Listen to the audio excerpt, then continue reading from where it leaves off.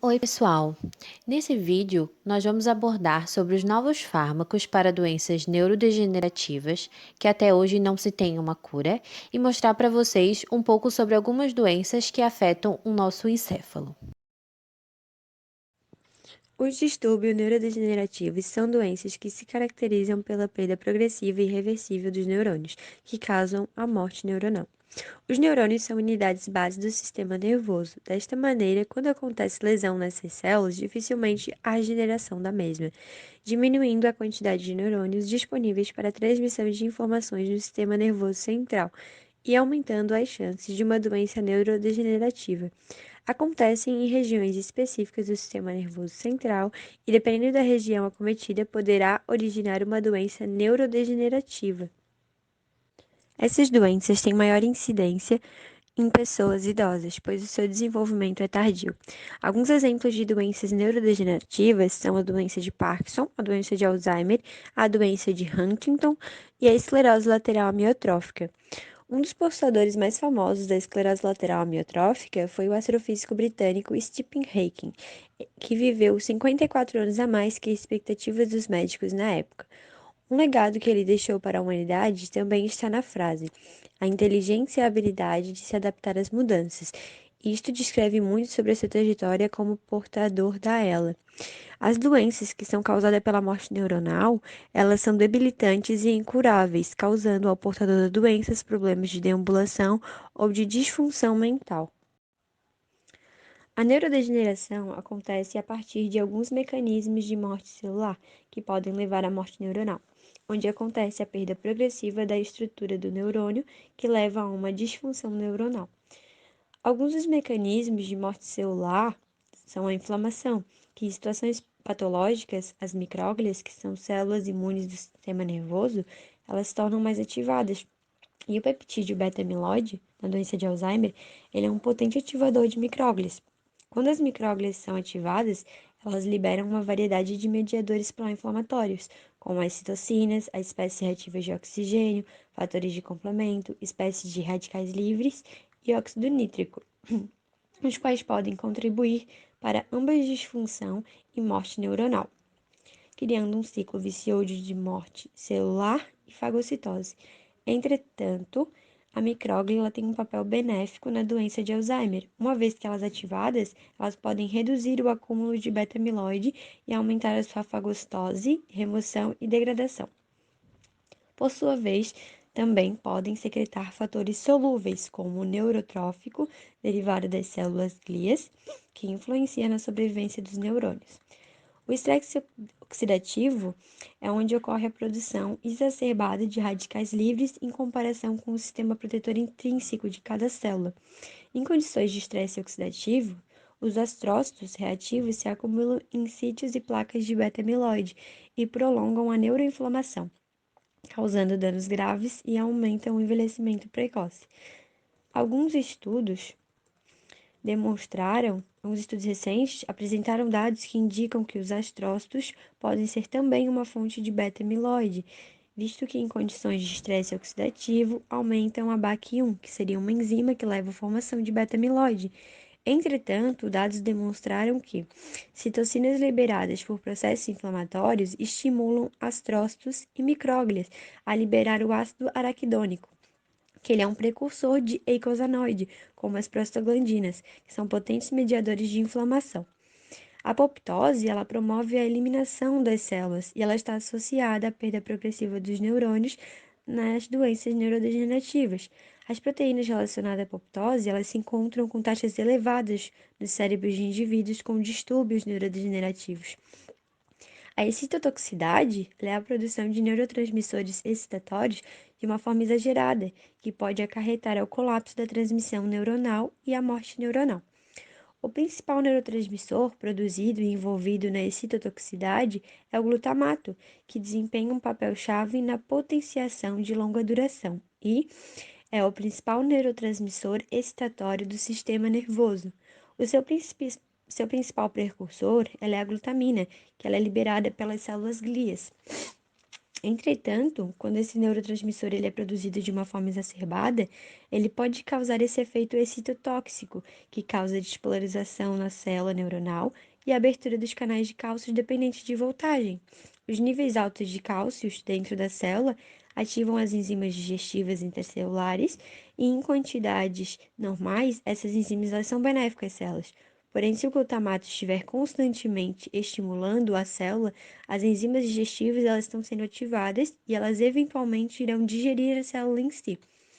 Já a isquemia seria a ausência ou a diminuição do fluxo sanguíneo, que consequentemente a hipóxia, que são a redução dos níveis de oxigênio, elas podem ser responsáveis pela destruição dos neurônios.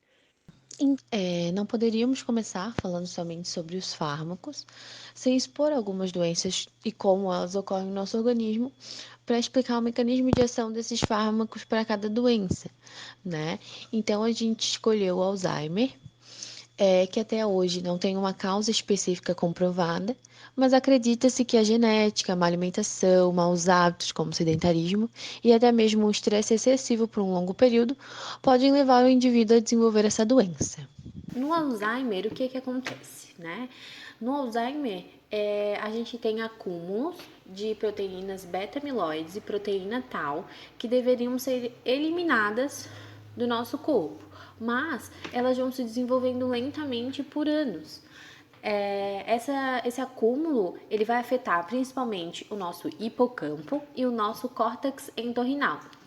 Então, gente, o hipocampo e o córtex, eles fazem parte do nosso sistema límbico.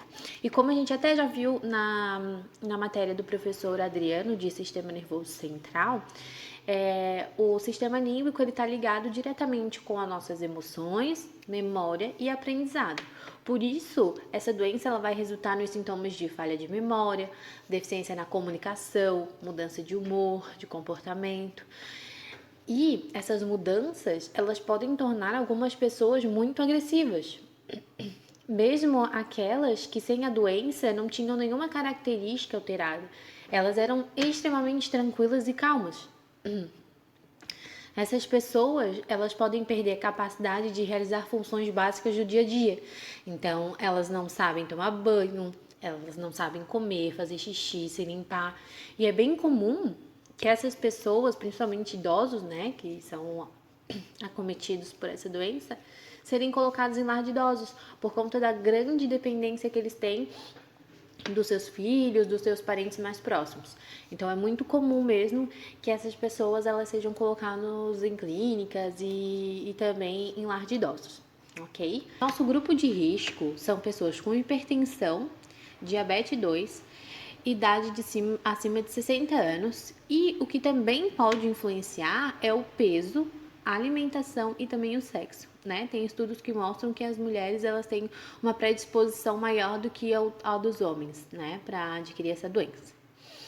Então, essa doença ela pode demorar até uns 5 anos para aparecer os primeiros sintomas.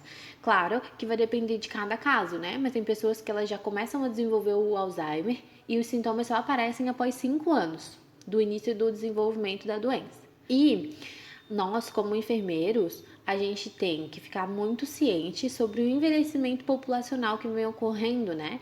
Como a gente também viu na outra matéria do professor Hubert, existem alguns estudos do IBGE que estimam que até o ano de 2030 nós teremos um aumento significativo de idosos, né? Devido à baixa de nascimentos e um aumento da expectativa de vida. Então, espera-se uma elevação no quadro das doenças crônicas não transmissíveis, como no caso do Alzheimer. Então, a gente tem que saber que a doença de Alzheimer é um problema de saúde pública, né, em razão do envelhecimento populacional. E é muito importante que a gente tenha ciência disso, porque quando a gente for trabalhar, quando a gente se formar, essa vai ser uma área que vai ter bastante vagas de atuação pra gente. Então, a gente precisa estar se informando para saber melhor sobre esses procedimentos geriátricos, referente a essas doenças, né? A gente tem bastante conhecimento.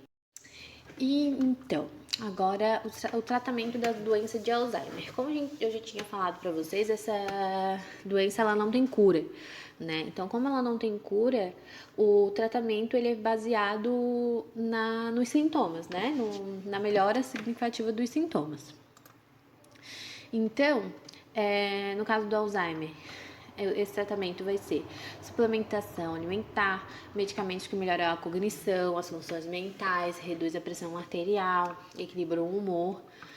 E os medicamentos que são utilizados para essa doença hoje em dia é a tacrina, a rivastigmina, o donepezil e a galantamina. Como a gente viu, esses medicamentos eles só vão agir nos sintomas da doença, né? Porque ela não tem cura. Então, o nosso amigo Jefferson vai falar sobre os novos fármacos que estão vindo por aí para ajudar nessa doença. Primeiramente, a gente vai abordar algumas propostas farmacológicas inovadoras, que elas têm ação nas placas beta-amiloides, que geram a doença de Alzheimer. Eu vou falar também sobre os medicamentos Bapinezumab e Aducanumab. E o seu funcionamento, seu mecanismo de ação, seus efeitos nos pacientes, os efeitos colaterais e as taxas de redução das placas beta-amiloides. A gente precisa saber que o acúmulo do peptídeo beta-amiloide forma as placas amiloides entre as fendas sinápticas e a hiperfosforilação da proteína tau acelera a ocorrência da doença de Alzheimer. Com isso em mente, a gente pode entender um pouco mais do mecanismo de ação dos fármacos. Vamos para o primeiro, Bapinezumab.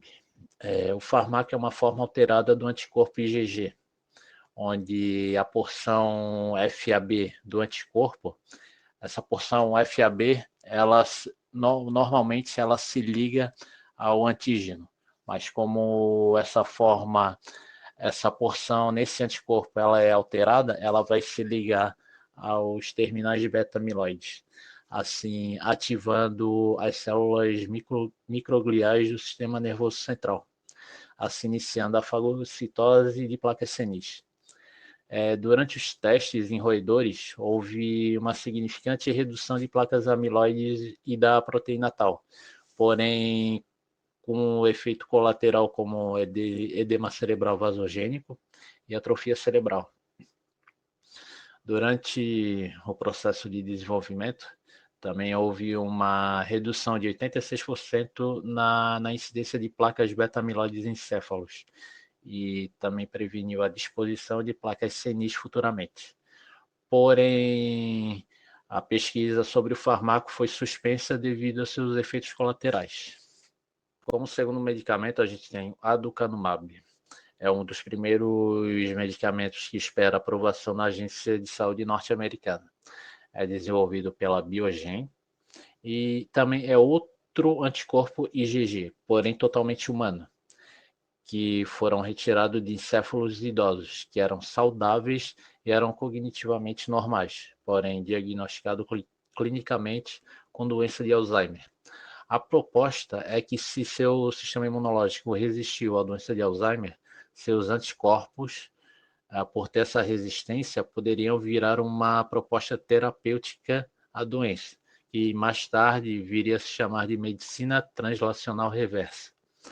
O medicamento, ele se liga a toda ou qualquer forma agregada, quer dizer, qualquer combinação da molécula de AB, do peptídeo, de beta-amiloide, e não somente ao polímero, ativando células microgliais e removendo placas beta-amiloide dos encéfalos acometidos pela doença. Em testes em humanos, onde o critério de inclusão era o paciente ser diagnosticado clinicamente com doença de Alzheimer leve e os peptídeos beta-amiloides visualmente positivos, foi notado que durante 12 meses de administração do medicamento, as imagens mostraram que o tratamento reduziu as marcações das placas em exames por imagens e ainda por cima é levado em consideração que se pode levar até 20 anos para o reacúmulo do peptídeo AB, para o reaparecimento da doença de Alzheimer. Boa noite, gente. Eu vou explicar um pouquinho sobre o Parkinson, a doença de Parkinson, para a gente entender que ela é uma doença neurodegenerativa muito importante.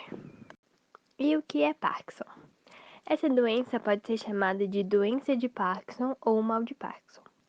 Ela ficou conhecida por esse nome porque quem descobriu a doença se chamava James Parkinson. Ele descobriu em 1817, fazendo um ensaio que ficou conhecido como um ensaio na paralisia de agitação. Ele estudou e relatou 6 casos de mal de Parkinson. Por volta de 1960, alguns pesquisadores relataram diferenças químicas nos cérebros de quem havia sofrido com o mal de Parkinson.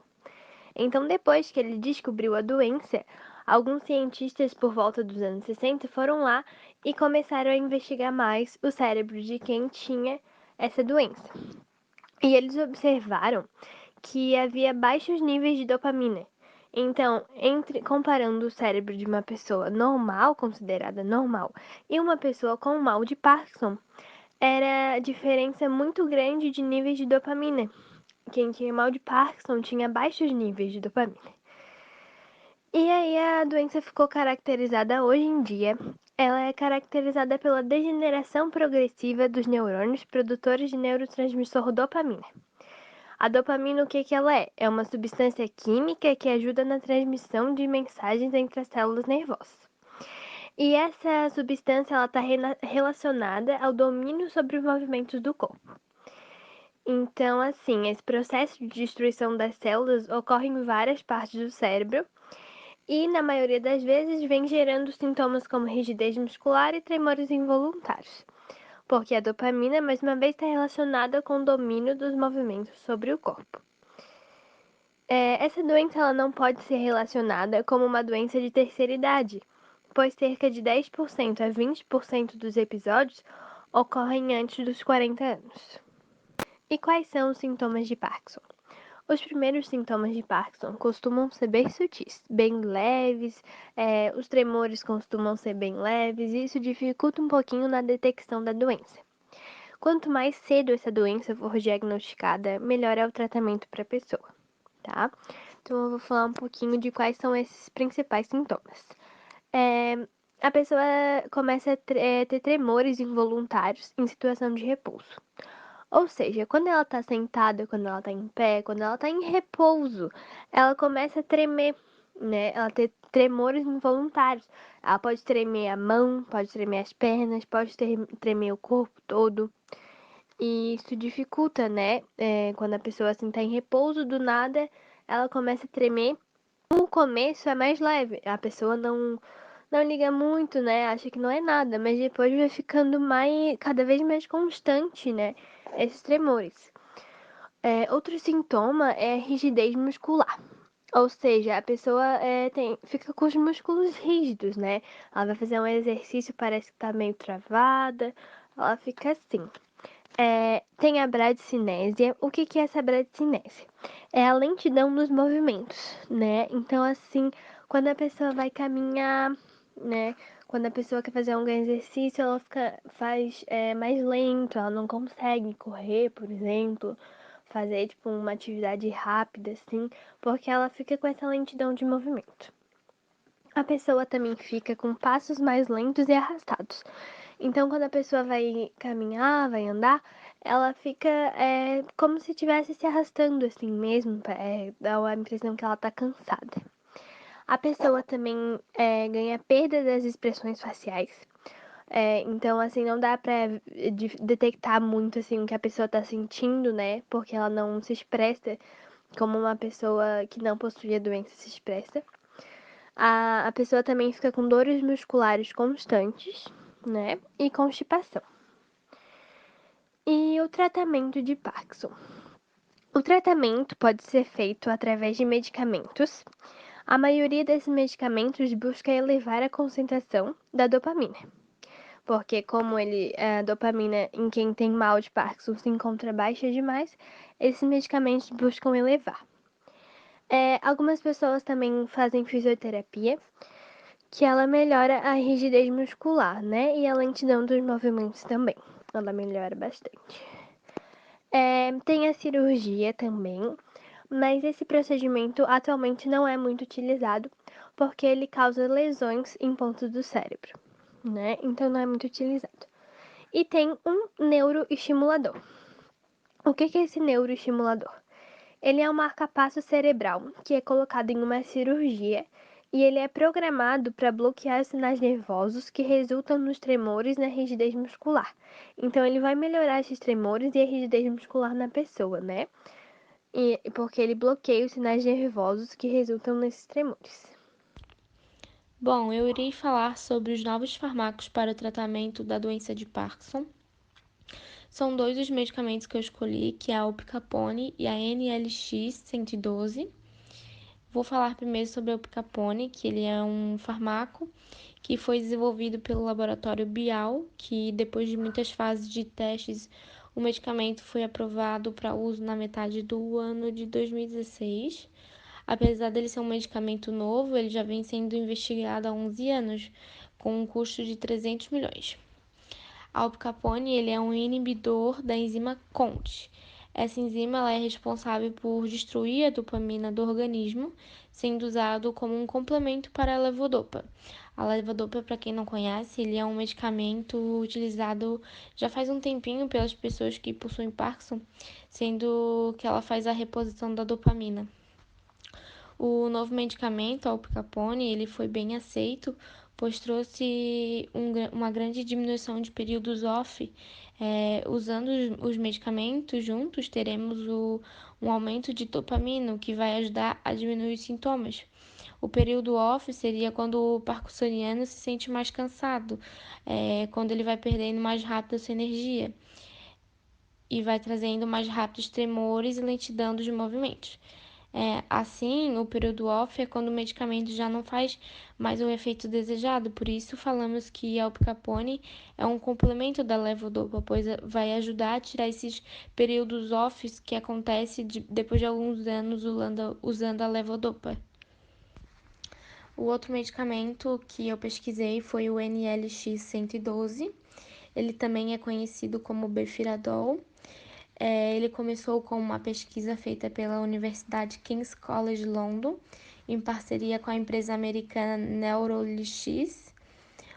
O Befiradol ele é um fármaco que está em teste ainda, e o que temos de mais inovador para a doença de Parkinson, e a previsão para testes em humanos é para o final desse ano de 2020. O Befiradol ele tem função de ativar um tipo de receptor de serotonina, que é chamado de 5-HT. Pois assim os neurônios produtores de serotonina, que possuem uma enzima importante para a produção de dopamina, essa enzima pode ser armazenada em vesículas, liberada como um falso neurotransmissor. Isso resulta em liberação excessiva de dopamina, que gera movimentos involuntários ao ser humano. Foi demonstrado que quando é usado o Befiradol, ocorre uma inibição e a liberação do falso neurotransmissor.